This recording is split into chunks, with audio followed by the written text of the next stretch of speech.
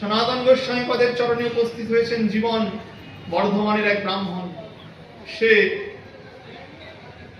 সম্পত্তি লাভের আশায়, মহাদেব জানিয়ে দিয়েছে তাকে স্বপ্নাদেশে, যাও বৃন্দাবনের সনাতনের কাছে যাও, সেখানে গেলে সম্পত্তি পাবে।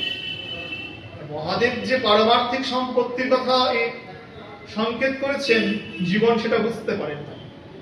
জীবন ভাবছে আমি দরিদ্র, মহাদেবের কাছে হত্যা দিয়েছি, মহাদেব বলেছে যাও সম্পত্তি পাবে বৃন্দাবনে সনাতন গোস্বামী পদের কাছে গেলে। তাই জীবন যমুনা নদী পার করে বৃন্দাবনে গিয়েছে। কোথায়? সনাতন গোস্বামীর চরণ। গিয়ে বলছে, ঠাকুর আপনার কাছে নাকি সম্পদ আছে। সনাতন গোস্বামী বলে, ছিল সম্পদ আমার কাছে, আগে যখন হুসেন শাহের অধীনে থাকতাম তখন অনেক সম্পদ ছিল, কিন্তু ওগুলি তো সব আমি গৌড়েই ছেড়ে এসেছি, এখন তো আর কোনো সম্পদ নেই আমার কাছে। কিন্তু মহাদেব যে বললেন সম্পদ আছে। গোস্বামীপাদ ভাবলেন, মহাদেব যখন বলেছে তখন তো কিছু আছে, কিন্তু আমার তো মনে হয় না কোনো সম্পদ আমার কাছে আছে। চিন্তা করে দেখলেন কি সম্পদ আছে। যাও জীবন, ওই যে যমুনার তটে দেখো একটু উঁচু জায়গার মধ্যে, ওখানে একদিন একখানা পরশমণি গেঁথে রাখছিলাম।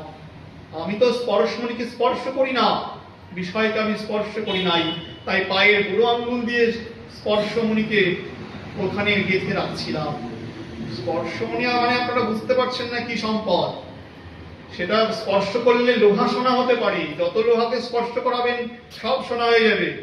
সনাতন গোস্বামী পায়ের বুড়ো আঙ্গুল দিয়ে স্পর্শমণিকে যমুনার বালিতে গেঁথে রাখছেন। জীবন আনন্দে মাটি খুঁড়ে দেখে সত্যিই তো এক স্পর্শমণি। জীবন প্রণাম করে চলে যাচ্ছেন গৃহের উদ্দেশ্যে। যাওয়ার সময় নৌকায় উঠবেন, চিন্তা করলেন যার কাছে এমন স্পর্শমণি থাকে এবং সেই স্পর্শমণিকে যে তুচ্ছ তাচ্ছিল্য করে, তার কাছে নিশ্চয়ই আরো বড় সম্পদ আছে যা আমাকে দিচ্ছে না। তাই সনাতন গোস্বামী পদের চরণে গিয়ে আবার করেছে। কি হলো, তুমি আবার ফিরে আসছো কেন? বলে, প্রভু নিশ্চয়ই আপনার কাছে আরো বড় সম্পদ আছে যা আপনি কি করছেন না, আমাকে দিচ্ছেন না।